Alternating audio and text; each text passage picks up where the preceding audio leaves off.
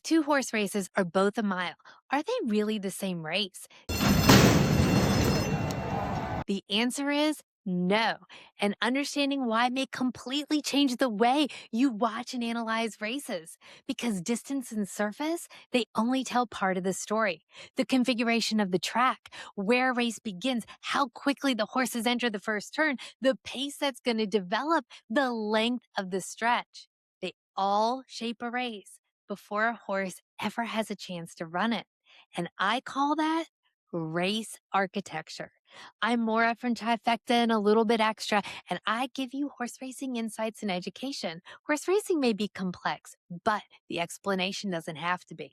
And today I'm exploring why distance and surface alone, they don't tell you the entire story, and why the track itself matters. When I sit down to analyze a race, I don't begin with the horses. Like most of you, I begin with two simple questions. What is the distance and what is the surface? Those are the foundation of every race. But I think that is where most of us stop. Think about baking a cake. You have the flour and the eggs and the milk and the vanilla, and each of those ingredients on their own, they're important. But you wouldn't call them the cake. That delicious cake only happens when you combine them. Now I want some cake. Horse racing works the exact same way. Distance and surface, those are the ingredients. The race architecture is the finished cake. Now, distance and surface, they don't tell us everything about the race we are watching. They determine how that race is built. Now, I used to run marathons. The first marathon I ran was Myrtle Beach, almost entirely flat. Second marathon was the Marine Corps Marathon, lots of hills. In fact, the last part of the race, you were racing up a hill to the Iwo Jima Memorial Monument. Both races, 26.2 miles, but I was not running the same race. One demanded something very different of me than the other. Horse races, they work the same way. A mile on the dirt is only the beginning. The mile can start at a different place. It can have one turn or two. It can have sweeping turns or very tight turns. It can end with a very short stretch or a long stretch. How that mile is built determines what is asked of every horse. That is what I call the race architecture. So let's see what the race is asking the horses to do. The distance determines where that starting gate is placed. Now, why is that important? Because where a race begins determines how much time a horse has to become themselves. Every horse has this natural running style. Some they want to go to the lead. Others are more tactical, sitting right off the pace. And some are closers that like to make that one big run. The placement of the starting gate immediately determines how much time they have to get into that natural rhythm. Now let's compare two 1 mile races, Del Mar and Churchill Downs. Same distance, different architecture. At Del Mar, the start is almost immediately into a turn. Positioning is going to be critical when leaving the gate. Horses do not want to be caught wide around that first turn. If you're drawn to the outside and your best weapon is early speed, the jockey needs to decide, use that extra energy, clear the field, or stay wide and give up ground. The architecture, that is what created this challenge. Now compare this to Churchill Downs. The mile race only has one turn. There's that long lead up to the first turn. Horses have more time to get into position. They have time to build momentum and less pressure is on them. Position may develop just more naturally. Outside horses, they have more time to get into the race.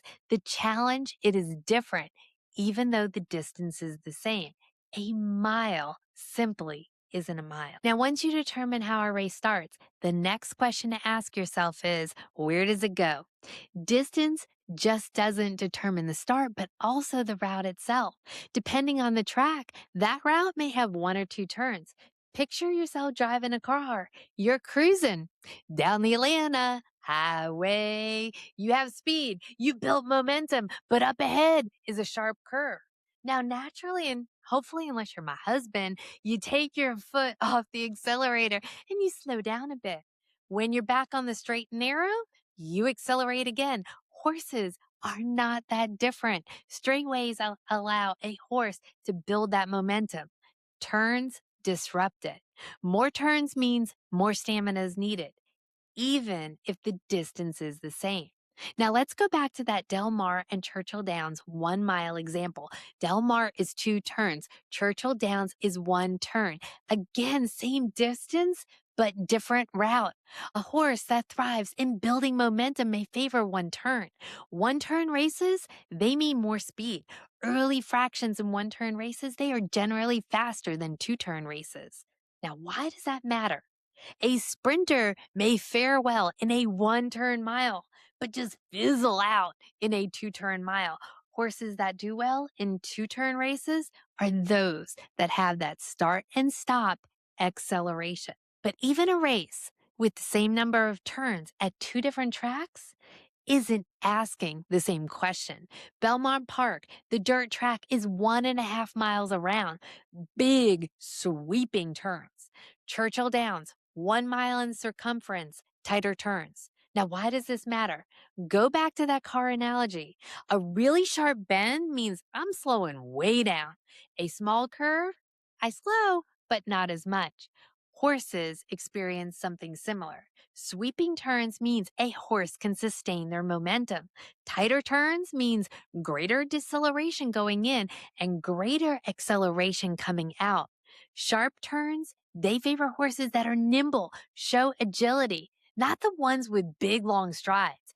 It could favor horses near the front, making it more difficult for horses that are in the back to catch up. Large sweeping turns, they allow horses to keep that momentum and make it more possible for the horses in the back to make it to the front. Now, the most famous turn of them all is that final turn, because in many cases, this is where the real race begins. And that turn leads into the stretch. Many of you who have watched my videos, you know the importance I place on the length of the stretch.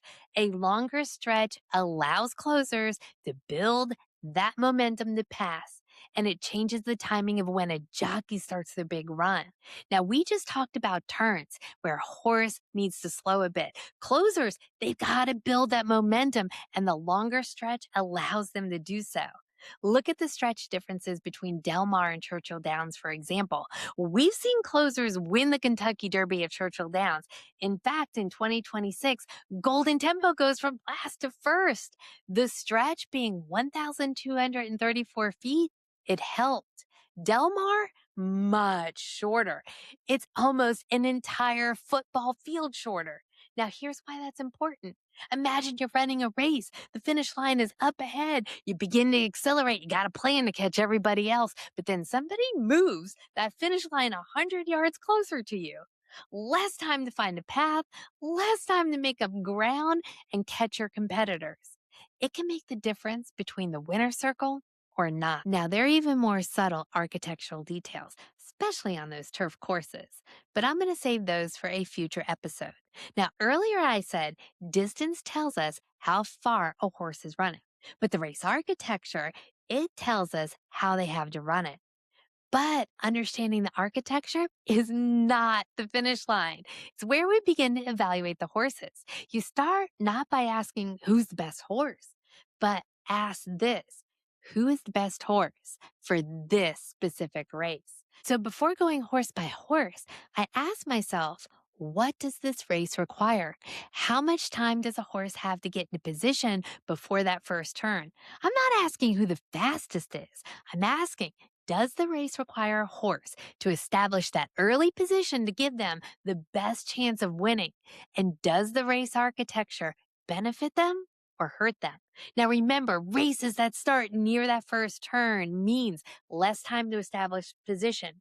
So those outside speedy types, they may need to burn some energy or be caught wide.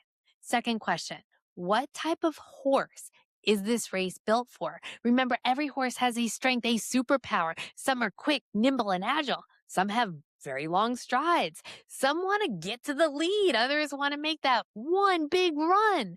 The architecture tells me which of these strengths are important today. And third, where do horses need to be when entering that final stretch? Some stretches allow horses that time to make that big run. Others don't. Can a horse come from 6 lengths from the back to win? Or do they need to be right in that striking distance when they enter the stretch? This is how I evaluate each horse's chances. So, tomorrow, when you open up that race form, before looking at a single horse, ask yourself these three questions.